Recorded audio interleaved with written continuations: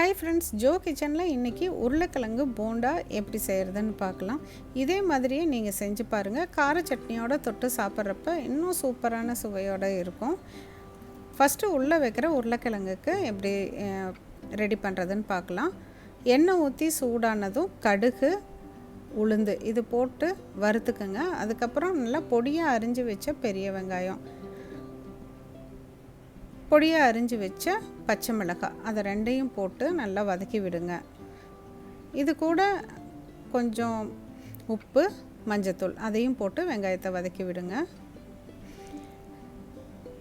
இப்போ நம்ம வேக வச்சு மசிச்சு வச்சுருக்க உருளைக்கிழங்கு நல்லா சாஃப்டாக வெந்திருக்கணும், கட்டி இல்லாமல். அந்த உருளைக்கிழங்கை இந்த வெங்காயத்தோடு போட்டு நல்லா கலந்து விட்டுக்கோங்க. நீங்கள் அடுப்பை கொஞ்சம் லோ ஃப்ளேம்லேயே வச்சு இதை செய்யுங்க. அப்புறம் பொடியாக அரிஞ்ச கருவேப்பிலையும் கொத்தமல்லியும் கொஞ்சம் நிறையா போட்டிங்கன்னா நல்லா வாசமாக இருக்கும். ஒரு அரை மூடி எலுமிச்சம்பழத்தை புழிஞ்சு விட்டுக்கோங்க. விதை இருந்தால் இதை எடுத்துருங்க. இப்போ நல்லா கலந்து விட்டுட்டு ஆற விட்டுருங்க. ஆறுனதுக்கப்புறமேலு கையால் நல்லா இப்படி மசிச்சு விடுங்க. நல்லா ஒரு சப்பாத்தி மாவெல்லாம் பிணையிற மாதிரி ஒரு தடவை ஒன்று சேர கையால் கலக்கி மசிச்சு விட்டுருங்க. அதுக்கப்புறமேலு இதோட ஃப்ளேவர் எல்லாமே அதில் இறங்கிரும். நம்ம போட்டிருக்கிற என்னென்ன போட்டிருக்கோமோ எல்லாத்தோட ஃப்ளேவரும் அந்த உருளைக்கிழங்குல இறங்கிரும். நம்ம பச்சை மிளகாயை மட்டும் எடுத்துடலாம். ஏன்னா நம்ம போண்டாவில் நம்ம பச்சை மிளகாய் போய் தேடிட்டுருக்க முடியாது. ஸோ அந்த பச்சை மிளகாயை இப்போ எடுத்துட்டோம் அப்படின்னா சாப்பிட்றப்ப குழந்தைங்களுக்கும் ஒன்றும் அந்த பச்சை மிளகாய் வாயில் கடிப்படாமல் இருக்கும். இப்போ ஒரு சரி சமமான ஒரு அளவில் ஈக்குவலாக இருக்கிற மாதிரி சின்ன சின்ன உருண்டையாக உருட்டி எடுத்து வச்சுக்கோங்க. அதுக்கப்புறமேலும் நம்ம இப்போ போண்டா மாவு எப்படி செய்கிறதுன்னு பார்க்கலாம். 1 கப் அரிசி மாவு, 3 கப் கடலை மாவு. அரிசி மாவை அந்த பவுலில் போட்டுட்டு அப்புறமேலு கடலை மாவை இப்படி சலித்து எடுத்துக்கோங்க. சலித்து எடுத்திங்கன்னா நல்லா சாஃப்டாக எந்த கட்டியும் இல்லாமல் கலக்கிறப்பவே நம்மளுக்கு நல்லா தெரியும்.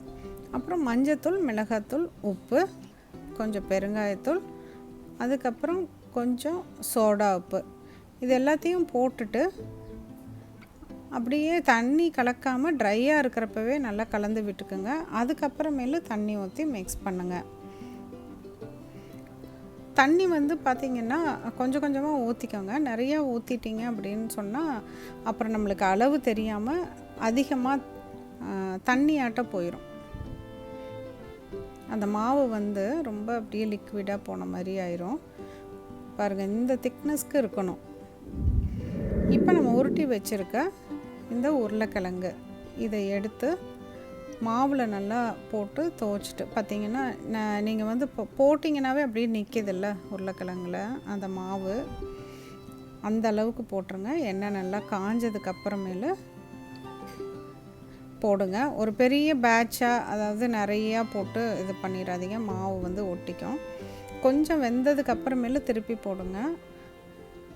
லேசாக அப்படியே மிக்ஸ் பண்ணி விடுங்க. இது சீக்கிரமே வெந்துடும். இப்போ சின்ன சின்ன ட்ராப்பாக விழுந்ததில்ல, அதை ரிமூவ் பண்ணிக்கோங்க.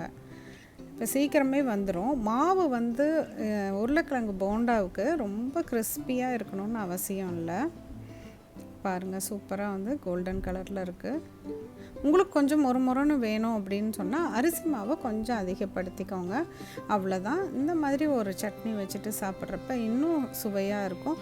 மீண்டும் ஒரு புதிய ரெசிபியோடு உங்களை சீக்கிரம் மீட் பண்ணுறேன். தேங்க்யூ.